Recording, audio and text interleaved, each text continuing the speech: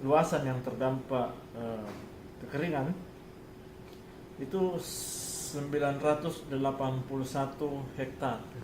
Itu sudah tersebar di 10 kecamatan dengan luasan yang paling luas itu di Kecamatan Gantarang.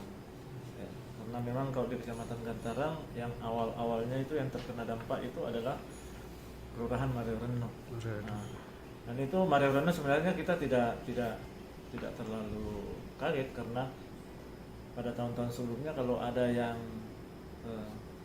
musim seperti ini, musim kemarau, di situ yang paling cepat terkena dampaknya. Dan ini pihak dari Dinas Pertanian juga sudah menerjunkan beberapa unit brigade pompa air itu, namun belum bisa maksimal karena sumber air juga yang kekeringan juga.